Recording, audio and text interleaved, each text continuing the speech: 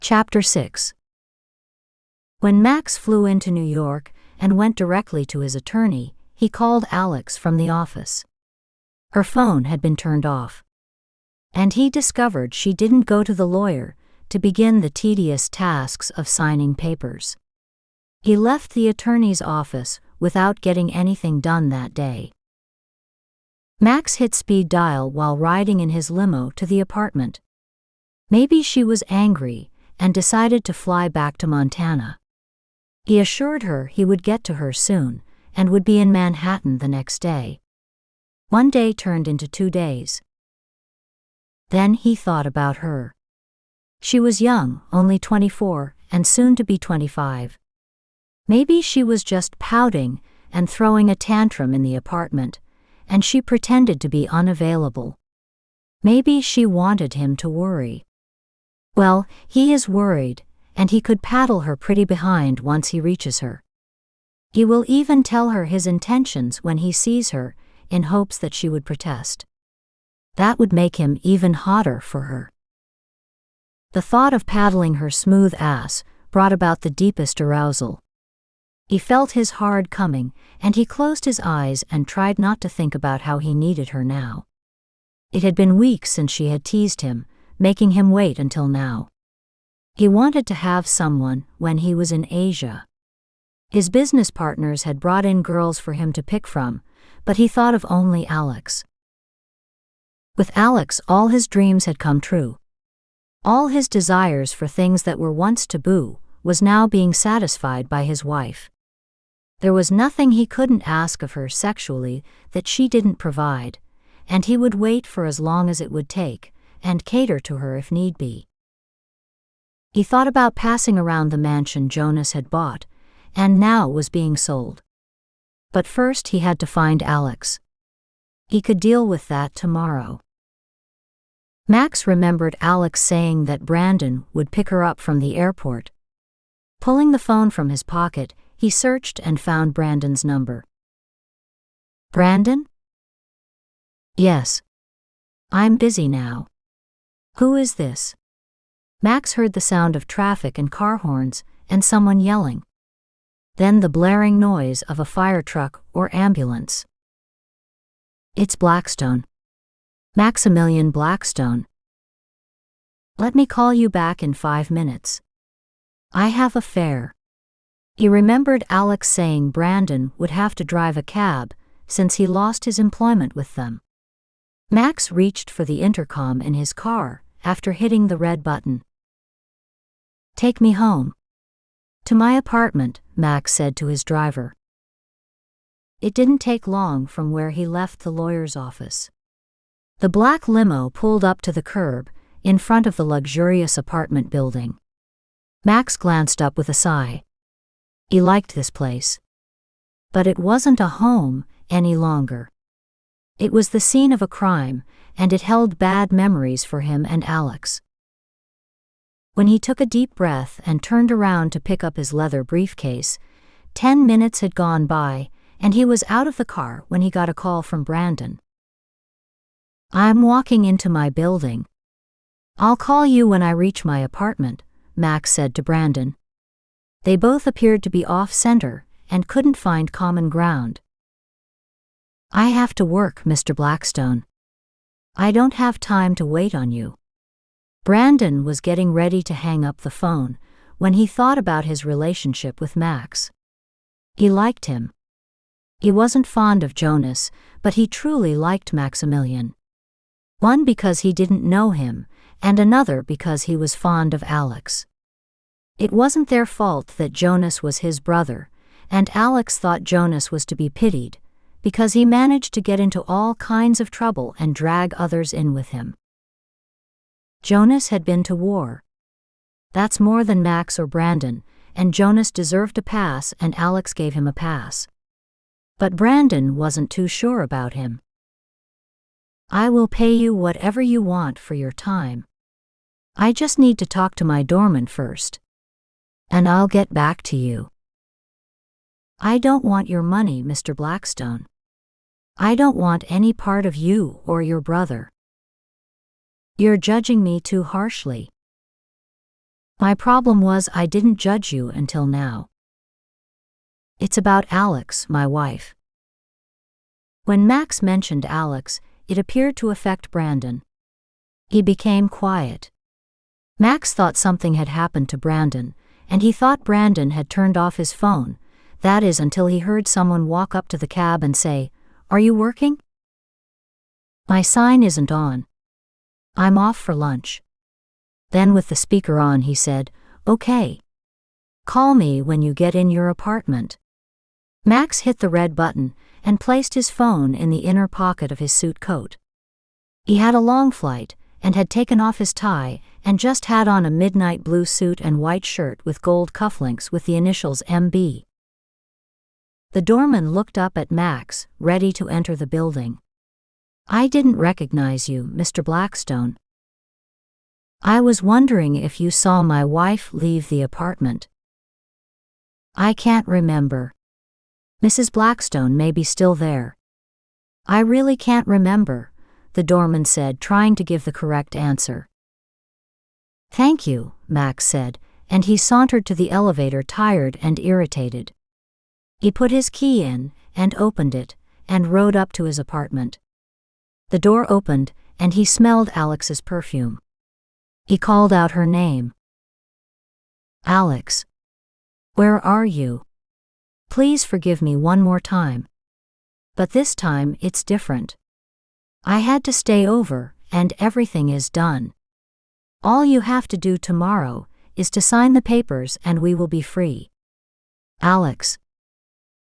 He walked to their bedroom and glanced at the dresser. There was an overturned bottle of her favorite perfume. That was the culprit. The perfume, which drove him crazy with desire whenever she wore it. It was that perfume that caught Robert's attention. That and her beautiful young face and shapely body. And because he wanted something he couldn't have. He wanted what Max had, a lover, a dominant, and a wife. Max brought the bottle to his nose, smelled the scent, and stood the bottle upright before turning and looking around. The bed hadn't been slept in, and it would have remained that way because the cleaning staff had already been there and wouldn't be there again until next week. Seeing her titanium luggage, he walked over and opened it. It stood in the middle of the floor. Then he walked to the closet. He didn't know what he would find there, because all her things had been packed and shipped to Montana, and the rest were in storage. Pulling out his phone, he sat on the edge of the bed and called Brandon. "Wait a minute.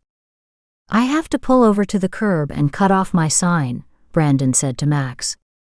Maximilian didn't like for someone to tell him to wait. He was the one who invented that statement. It was in his vocabulary, but it wasn't supposed to be in anyone else's vocabulary.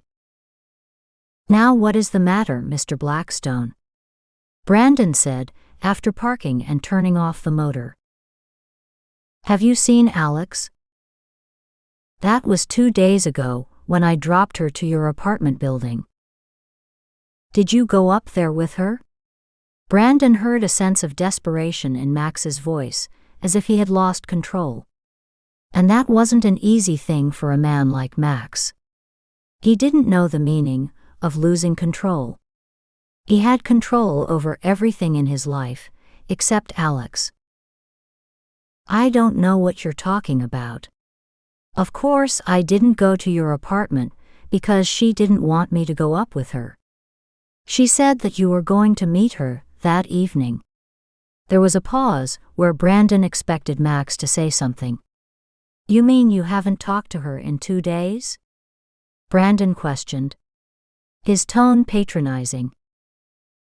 Max, caught off guard, said, "She's my wife. I don't have to explain to you anything." "Then why are you calling me looking for her?" "Because you were the last one to see her." "Don't get me caught up in something like this again. Did you do something to her?" "Why would I do anything to Alex? I love her." "Maybe because you're jealous and controlling." Did Alex tell you that? She doesn't have to tell me. I can see it in your eyes. I'm a man like you, remember? She's your prized possession. With all your money, you think you can own people and do anything. Look, Brandon. This isn't going anywhere. If you hear from her, call me and let me know. Max knew that Brandon was in love with Alex. Alex and Brandon are about the same age, in their early 20s, and he probably wondered why he didn't have lots of money where he could have a woman like her. But Max knew the secret of Alex and his relationship. They were born to be together. When Max met Alex, they complemented each other. Their sexual desires were compatible and complete. Brandon hung up and sat near Grand Central Station waiting for a fare, along with a line of yellow cabs and limos. He had time to think. He didn't want to think. Since he met Alex, it has been one thing and then the other. Soon someone would begin to ask questions. He wanted to be as far away from them as possible, especially the Blackstone twins. Had Max done something to Alex? Maybe she knew too much. Blood is always thicker than water, and he knew how much Max cared for his brother Jonas. Brandon saw how easy they got rid of a body with his help. Alex brought him into that, without him knowing anything about it. Could Max had done the same thing to her, and then used him as the fall guy? Brandon's mind worked overtime. But he didn't have the luxury of being a detective, nor did he want that kind of job. He didn't even want the kind of job where he helped transport a body, but he did unknowingly.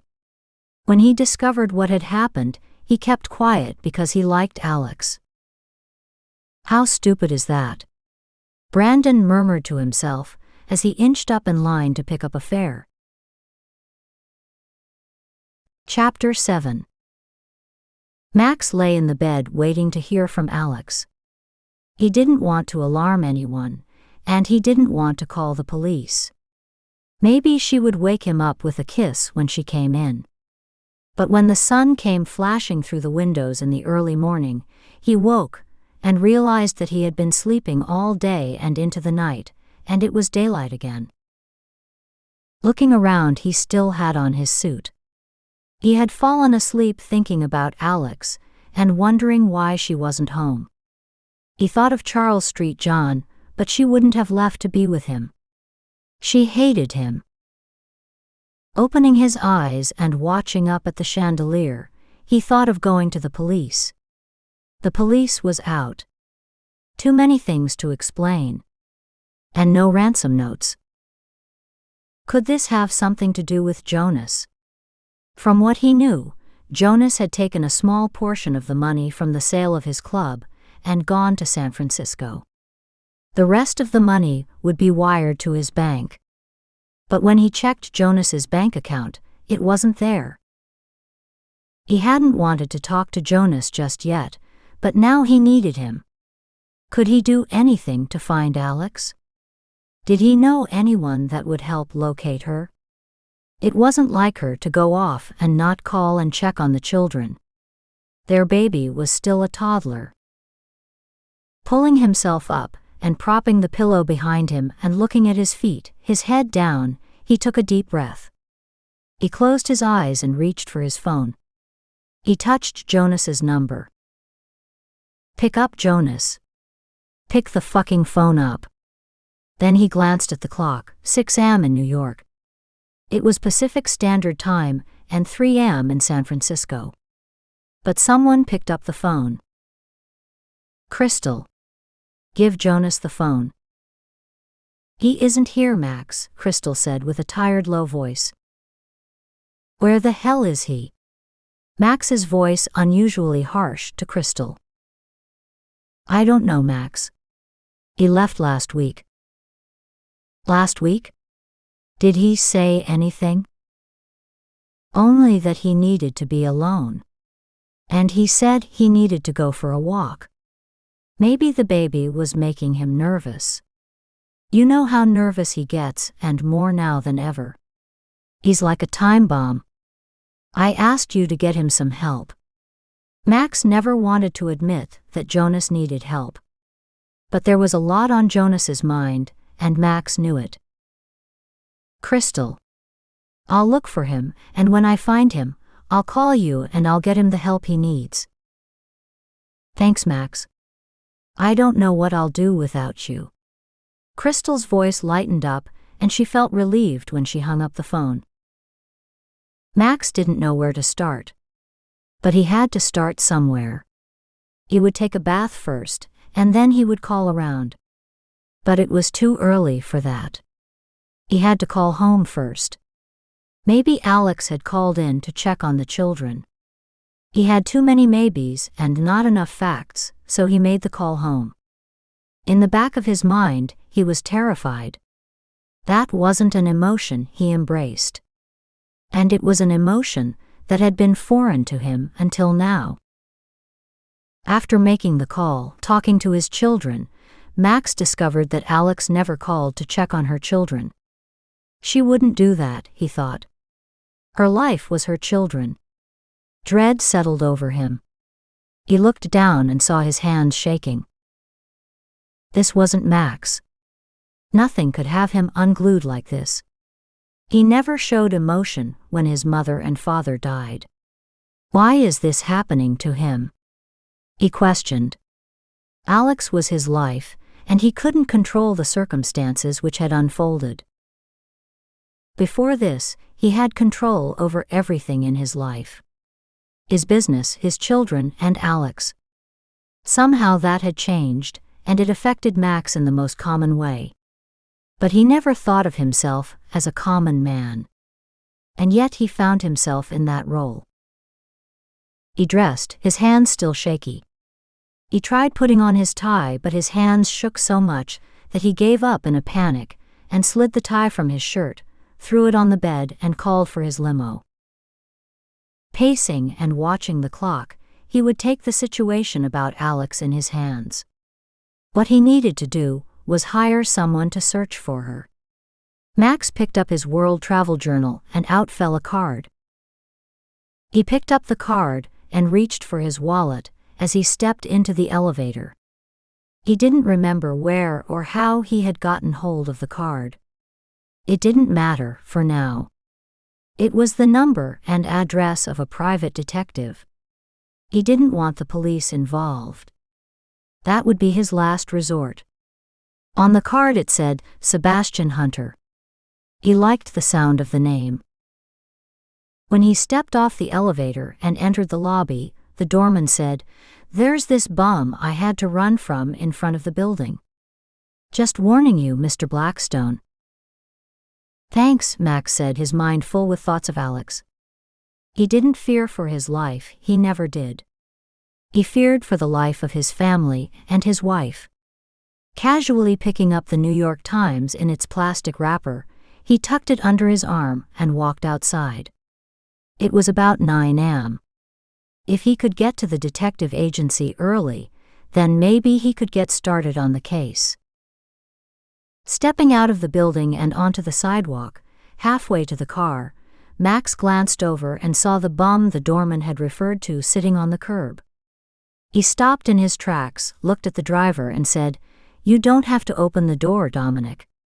I'll be in shortly." His driver nodded and walked around and sat patiently under the wheel as Max walked curiously over where the man sat on the curb, with his head falling forward and then backward. His head flopping up and down as if he was trying to get control over it, and finally gave up. It remained in the position of down almost between his legs. Max thought he recognized something about him. He stood over him. His clothes. Where would a bum get an expensive suit like that? Max had one just like it. He looked closer. The man's hair dark, long and matted, and his beard untidy. The derelict's hands were propped on each knee.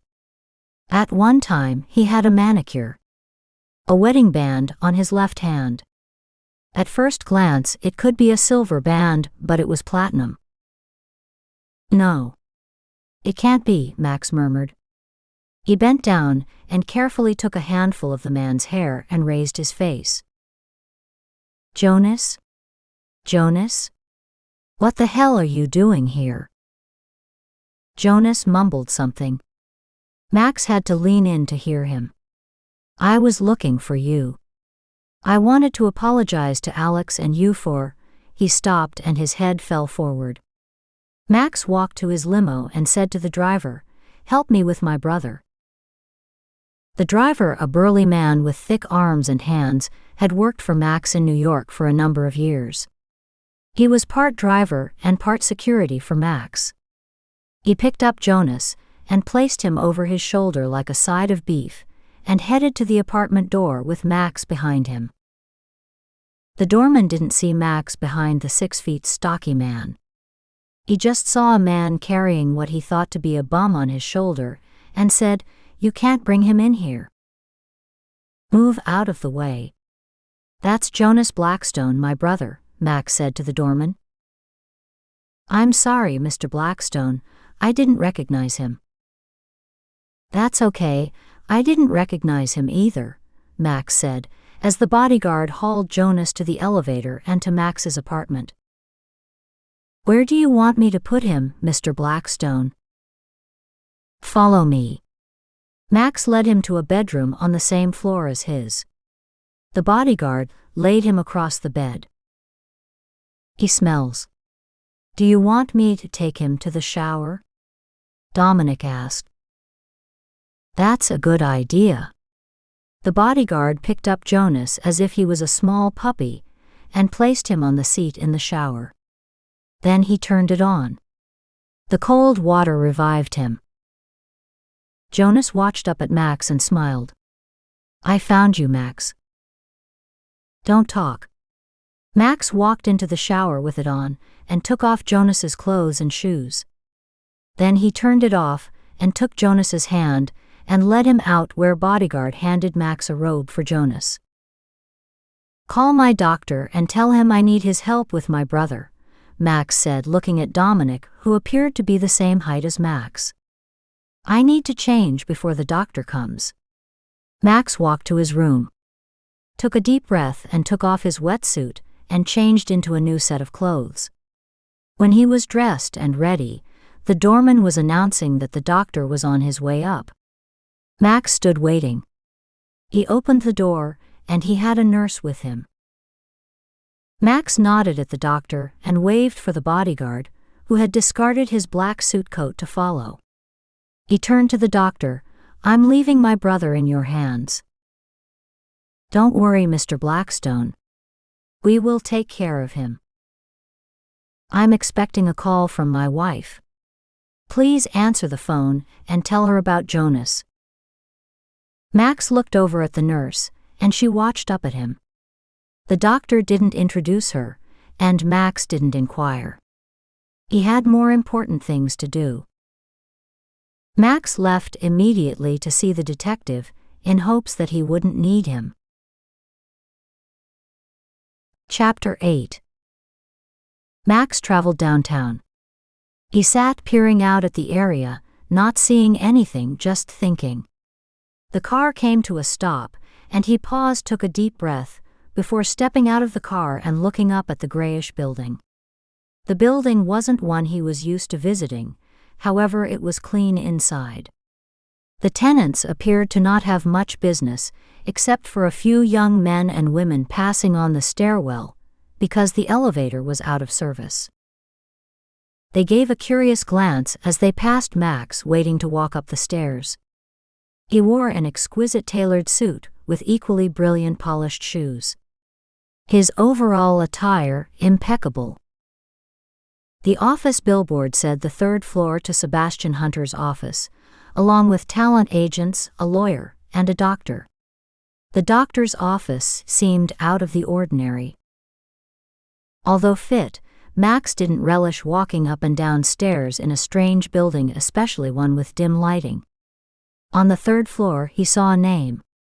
It said Sebastian Hunter in black on a frosted white-colored glass. He couldn't remember where he had gotten his card, because he didn't use people who couldn't afford the expensive rent in his part of town. Opening the door, he entered a small sitting room where a woman in her 20s sauntered to the open window. "Do you have an appointment, sir?" "No." "Then he can't see you now." "He's busy," the woman said in a small voice. "Tell Mr. Hunter it's Maximilian Blackstone, and I'll pay generous for his time." "That will be unnecessary, Cindy." She turned, and Sebastian stood close behind her as if they were more familiar than secretary and boss. The door opened, he stood to the side and held his hand out and welcomed Max in. They walked down a short hall to a wide room. It was surprisingly large, with a conference desk. Max stood looking around. "Cheap rent." "You know how it is in this business," Sebastian said. "No, I'm afraid I don't," Max said, raising his head. "Some days you clean up with all the divorce cases, and then some days they shoot you a ghost. No work. No clients wanting their husbands followed, or wives cheating on their rich husbands." "I assume it's the latter," he said, looking at Max without a smile. "Sit," the detective said. Sebastian sat after Max looked around, and then decided to sit at a table that seated 6, comfortably. "Your assumptions are wrong, Mr. Hunter," Max said, watching at Sebastian. "Mr. Hunter?" "Please call me Sam." Max shot him a curious gaze. "My mother called me Sam. She said she didn't want to have to call my father and have me come. Mothers, what can you do with them?" "I wouldn't know, I don't have one," Max said with a dry tone. Before Sebastian could apologize, Max said, "Before we waste any more time, I will pay you whatever you ask as long as you get results. I'll give it to you straight. My wife is missing. Don't ask me any stupid questions about whether she had a man. You know me and my reputation." "Yes, I do, and I know enough not to ask that stupid question. Because if she had a man, he would no longer be alive." He raised his eyebrows and shot Max a closed, wide smile. Max didn't answer, nor did he return an expression Sebastian could read. He sat looking across at Sebastian, not batting an eye or blinking. There remained a long silence, hanging over the room like fog in the early morning of a fall day. "You will get paid by my lawyer. As I said before, I want results. I don't care what the price is. I don't care how you get your information.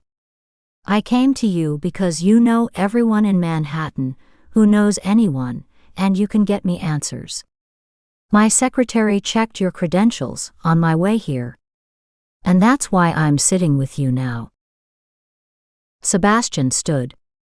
"Call or visit me tomorrow morning, and I will have the information you're looking for.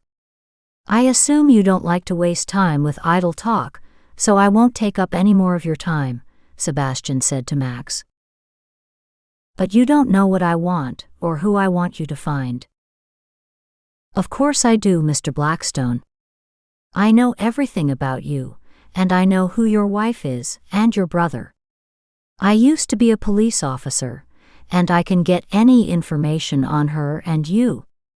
For example, I know that Robert Montgomery was found hanging in his apartment nude. An apartment in your building that you own." "Not anymore," Max said. Sebastian raised his eyes up and stared at Max. "And I know that he was after your wife." Max's expression didn't change, and Sebastian happened to notice that as well. He glanced down at a piece of paper he doodled on. A picture of a $100 bill. "It's not common knowledge about Mrs. Blackstone and Mr. Montgomery, but I have this gift of curiosity, and I like research. But don't worry, you pay a lot to keep things quiet. No one will find out. Now even reporters," Sebastian said. After Max and Sebastian concluded their business, Max lumbered down the stairs to his waiting limo. "Take me back to my apartment," he said to Dominic. The driver pulled the car into traffic and headed uptown.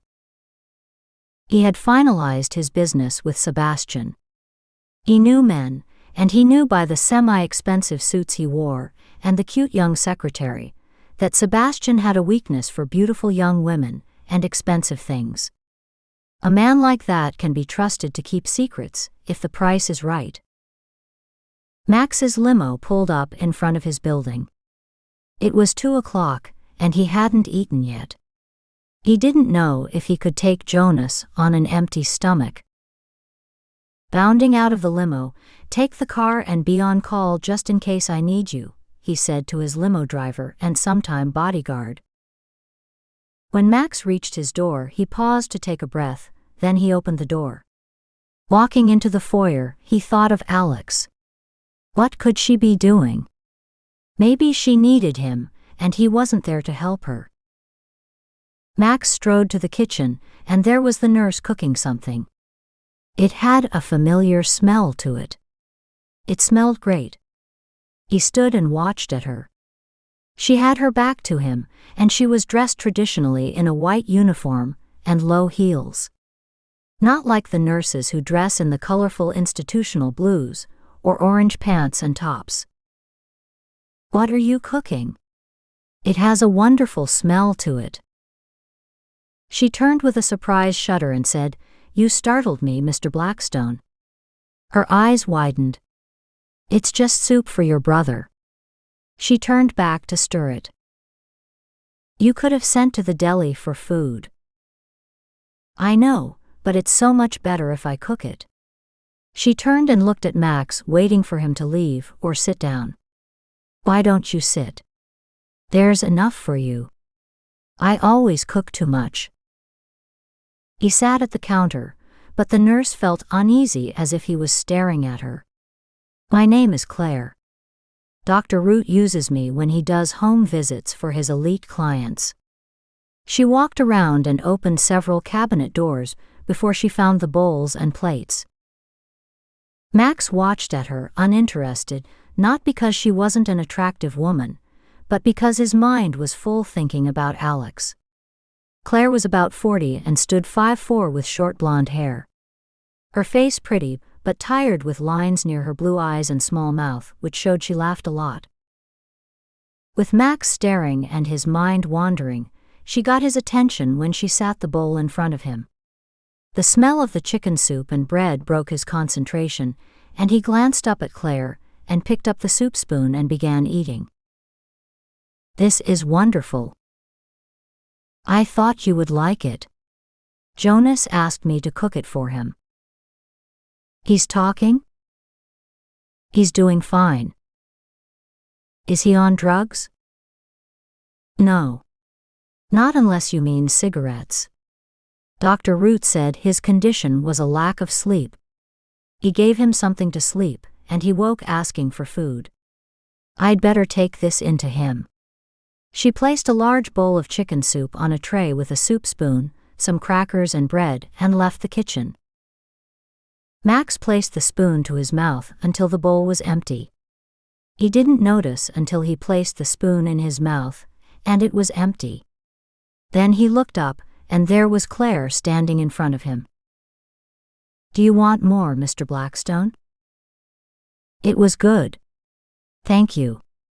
I haven't had that since I was a boy." "Your brother said the same thing." She took his bowl and set it in the sink, then turned on the faucet, ran the water over it, and then placed it in the dishwasher. "You don't have to do that. We have people for that kind of thing." "Loading the dishwasher? I think I can do that. I was the only girl in a family of 5 boys, and that's how I learned to cook and clean and take care of them. That's why I became a nurse." Claire turned to look at Max. She stared and didn't say anything for a few seconds. "What is it, Claire?" "I didn't know you and Jonas were twins." "We are mirror twins." Yes. I just saw that. I shaved him and cut his hair and never noticed until now. He must have had a hard life. He was a soldier. Did 5 tours. Did you get him any help? As much as he would let me. Max rose from his seat and stood looking at Claire. Thank you again, but I must talk to my brother. It was 3 o'clock when Max stood at the foot of Jonas's bed. Jonas had fallen back to sleep, but he felt someone's presence and his eyes snapped open. Hey Max. I feel better now. Jonas pulled his upper body against the headboard and held onto a pillow, placing it in front of his chest like it was his favorite stuffed animal. What is all this about, Jonas? You know I can't worry about you, and have Alex to worry about at the same time. What are you talking about? I couldn't sleep and took a walk. And that's how you got from San Francisco to New York? Jonas looked at Max with strained, narrow eyes. I did. I don't remember much. All I remember is that I got on a bus. And the next thing I know, I was getting off at the Port Authority. When I reached in my pocket, I had no phone and no money to catch a cab to the apartment. I started walking and found myself on the Brooklyn Bridge, where I turned around. After that, I don't remember too much. Must have had a blackout. But I found you. I've sold this building. It was only chance that I found you. You didn't find me, Max said, taking a seat in the chair nearby. Then he stood and pulled it up to Jonas's bed and sat down. He rubbed his head. Then placed his hand to his chin and took a deep breath. What is it, Max?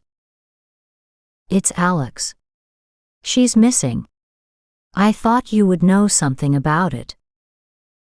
Not me this time. I know I've caused a lot of problems in your life, and Alex was just trying to help me when I got her mixed up with Robert. I don't want to hear any more, Jonas. I said it was over, and we would forget what happened. Jonas appeared relieved that he didn't have to live that nightmare again. Did you go to the police? Jonas asked. You know I can't go to the police. I consulted a private detective. What's his name?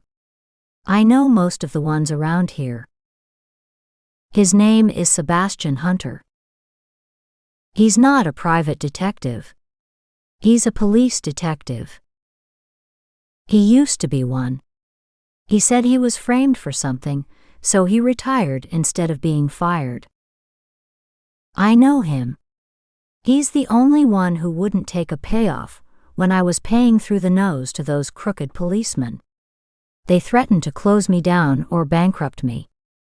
So I got myself a lawyer, and it happened to be Robert. I got into all kinds of debt because of him. It was Sebastian who warned me that they were going to shut me down, and he told me to sell out before it was too late. So I can trust him? Yes. Give me a few hours and some transportation, and I'll get answers for you, Max. And what will I do? Do what you always do. Keep busy.